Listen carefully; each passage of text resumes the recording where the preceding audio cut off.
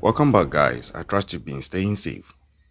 Now, the case of the Idaho 4 murders is still ongoing, and as we get closer to the 1 year anniversary of this case, it is important for us to begin to look at why the trial of the current suspect, Bryan Kohberger, has still not commenced technically. Why is his prosecution delaying? Now, I'm here to give you the top 5 issues which are actually delaying the trial of Bryan Kohberger, since he was arrested for the quadruple murder of Ethan Chapin, Madison Mogen, Xana Kernodle, and Kaylee Goncalves in their student apartment at the University of Idaho. This case has traveled since almost a year now, in November 2022, right down to November 2023, and it seems that there's a deadlock between the legal proceedings required for the successful trial to commence. Bryan Kohberger was originally arrested 6 weeks after these victims were found deceased in their student apartment, and he was arrested in his parents' home, where he would go on to be charged with 4 counts of first-degree murder and 1 count of burglary. Now, the prosecution have indicated that they are actually planning on seeking the death penalty in this case, should their claim be successful in court. Bryan Kohberger is currently in jail and is awaiting trial to commence on November 2nd, 2023, but then that date has since passed without the trial being able to commence, leaving the question begging as to why is there the delay in the trial of Bryan Kohberger, and others are even questioning whether this case is even going to be prosecuted at all. Are these victims going to even find justice at all? Is justice going to be sought in court and granted for the demise of the Idaho 4? Or is Bryan Kohberger actually going to walk free? Well, I'm here to give you the top 5 reasons which are delaying the Bryan Kohberger trial. The first on the list is the waiver of the speedy trial by Bryan Kohberger and his legal team. So it turns out that under US law, every citizen has the right to a fair and speedy trial. And under Idaho law, a defendant has to go to trial within 6 months of their arraignment, and that, for Bryan Kohberger, this was in May 2003. This was 6 months after he was arrested. So, although this right exists, Bryan Kohberger, as a defendant, also has the right to waive that right. I hope you get me. He has the right to a speedy and fair trial, but in that same legal clause, it also gives him the right as a defendant to waive his right to a speedy and fair trial. Not that it would mean that he's giving away his right to a fair trial standing alone, as in he's now saying that I want an unfair trial, or I'm okay with an unfair trial. No, it's more about the speedy bit of that clause. And Bryan Kohberger and his legal team decided that it would be in their best interest to waive that right to a speedy trial. So, some people were questioning, is this the best? Is that the best strategy to take as the defense team? Or maybe they should have rather opted to go with the speedy trial and see how it goes. Well, let me break this down. So, I think that this is a critical move, and I'm going to explain why. Mind you, the prosecution has indicated that they are seeking to move for the death penalty in this case if they are successful. And when we are looking at the death penalty, that is a capital case. And in death penalty cases, it means that the case technically has 2 trials. The first trial is to determine if the defendant is guilty. And if the defendant is guilty, then the second trial is to gather and deliberate on the information that supports that stance. So, per this, Bryan Kohberger's case is just at the first level. And even at the first level, where they are to determine whether he is guilty for the main trial to even start, it's already bedeviled with a lot of issues. Per this, you would find that there is a lot of heavy and detailed information that is bordering on the first trial, and that will require a lot of time and effort for any lawyer to effectively digest and put up a defense against.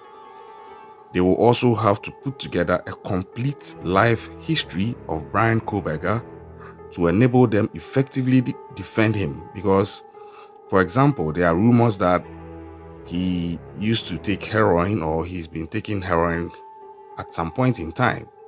That hasn't been confirmed by the research I did. But imagine it's something that is established.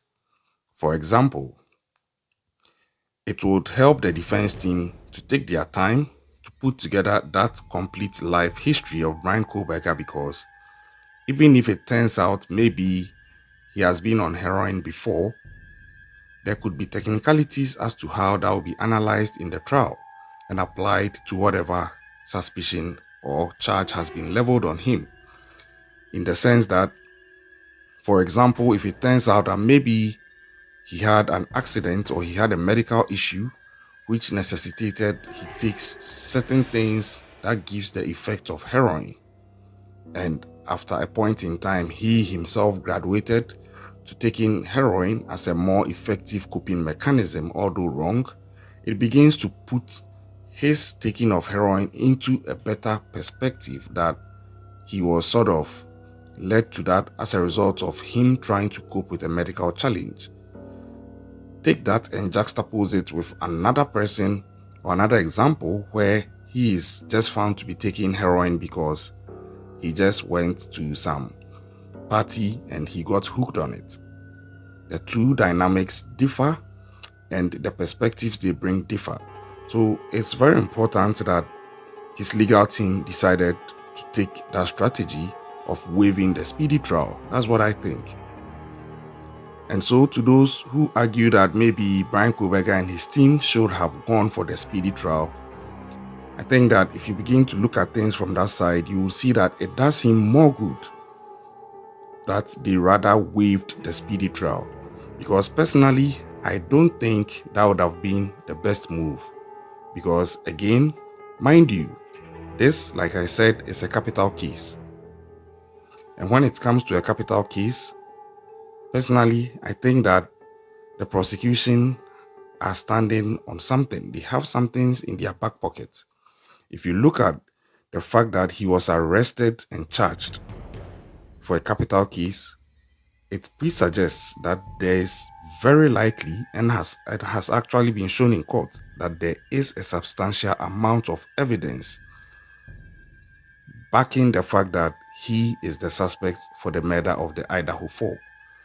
And if the prosecution are seeking the death penalty or plan to seek the death penalty, then the defense team of Bryan Kohberger serve him well by being best prepared, because you wouldn't want to rush and get to the speedy trial only to be bombarded with heavy loads of evidence, and then you are now having to deal with the challenges of not being adequately prepared.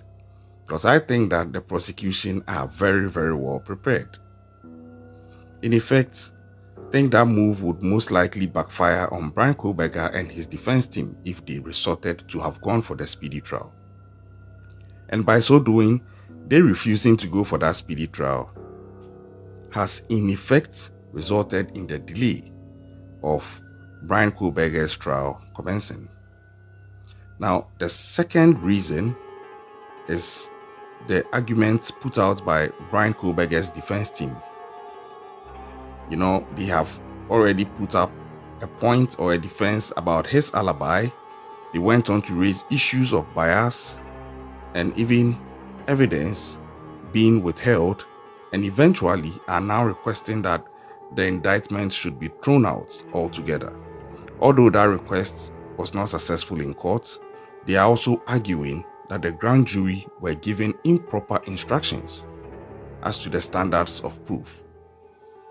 The judge also at the time found this argument also very interesting, and also unfortunately the argument did not stand. But he was telling them that it's an interesting thing they might possibly find success with in some courts.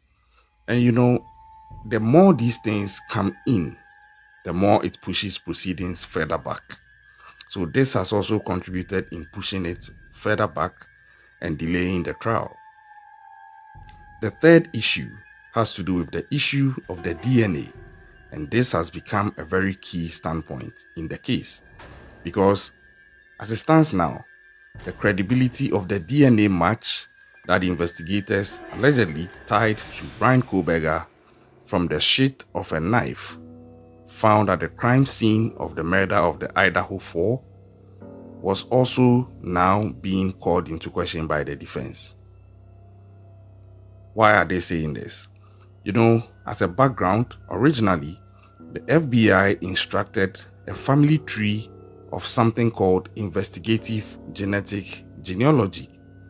And when they did this, they then sent a tip to local law enforcement about Bryan Kohberger and the fact that things point to him after they did this check. Originally, the DNA found in the garbage of the Kohberger family seemed to have been pointing rather to Bryan Kohberger's dad, but then later on, a swab done on Bryan Kohberger revealed that he was the closest possible match to that DNA found on the sheath of the knife at the crime scene. Now, on this is what Bryan Kohberger's legal team are saying. They are asking for specific details about how law enforcement used the IgG to identify Kohberger as their suspect. Why are they doing this? I'll get to it.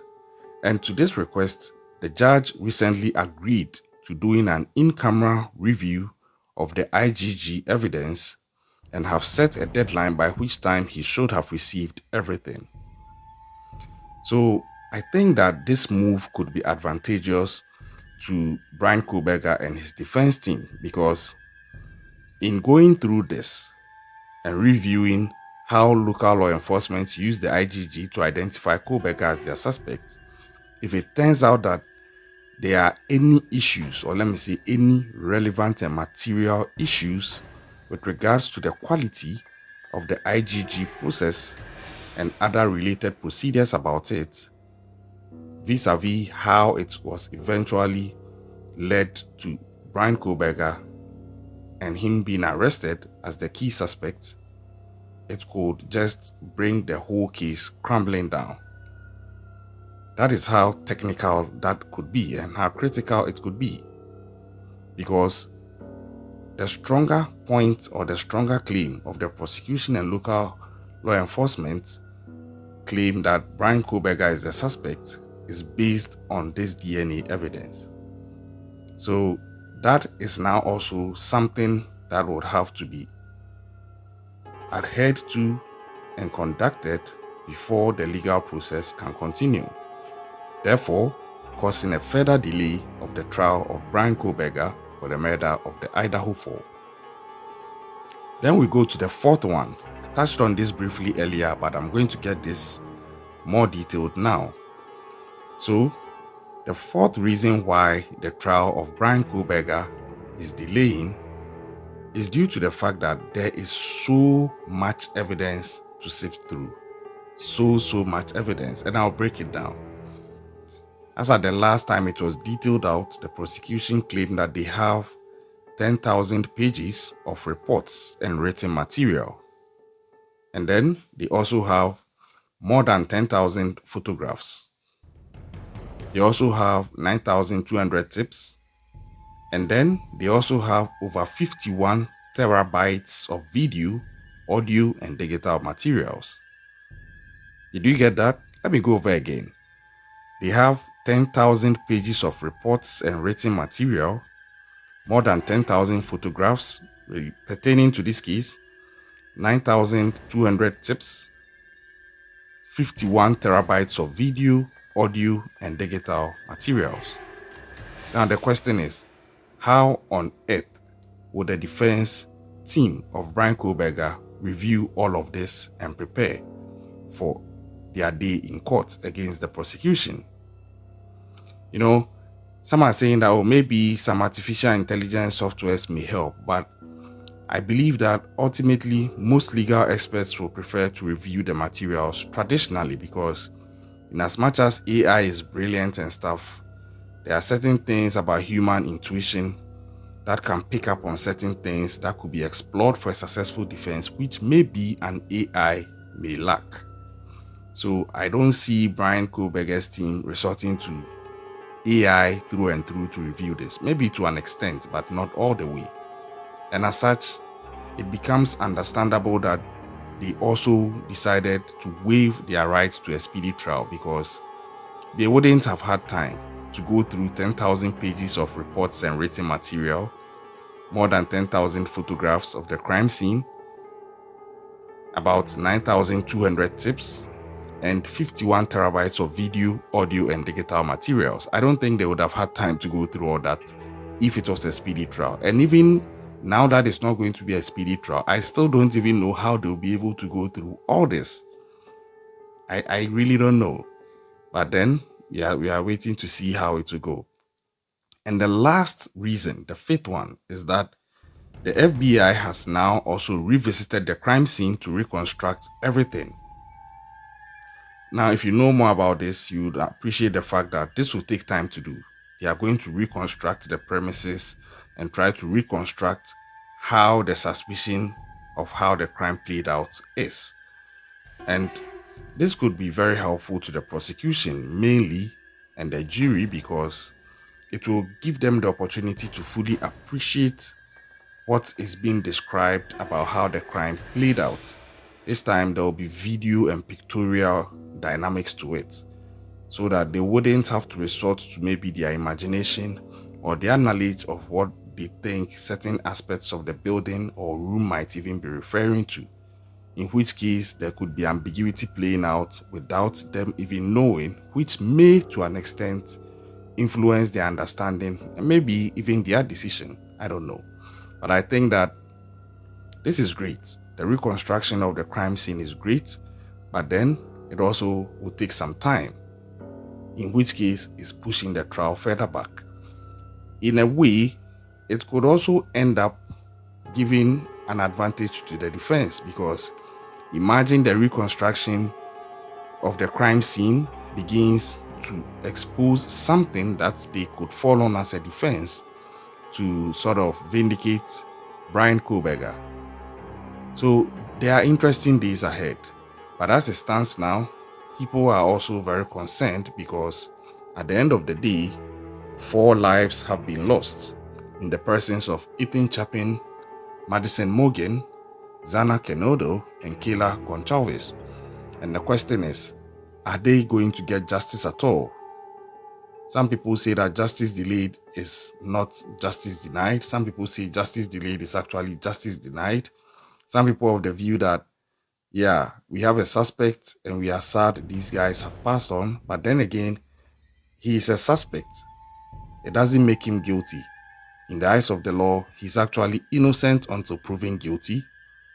So the legal process has to travel its journey, go through its due process, due course, and exhaust everything it needs to exhaust, so that in going with what has happened, we don't get influenced by the emotional side of the loss of these 4 lives and end up wrongly convicting an innocent person. So it's something that is a very dicey issue. And I think that the legal team have a hell of a job to do, because there's the societal pressure, there's the public pressure, and the sentiments of loved ones and other pundits who are speaking to the case from various perspectives. And in all this, all the legal actors and players need to act ethically, lawfully, and ensure that they are also professional and objective in handling this case and anything about it.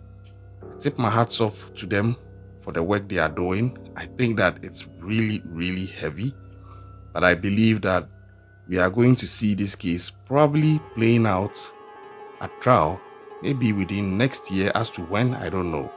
But definitely it's obvious it's traveling into 2024. The question is, if it happens that Bryan Kohberger is exonerated and acquitted, who then becomes the suspect? Is this going to be an unresolved case? Or there is already a second suspect who has not yet been mentioned? We don't know, but I'm suspecting when they begin to look at the IGG review, maybe other possible suspects whose names came up earlier might also come up for further investigation or something else. I'm still following the case, and anytime there's an update, you know I'm going to bring it to you. Until then, just subscribe, turn on the post notifications, keep an eye out, and stay safe out there.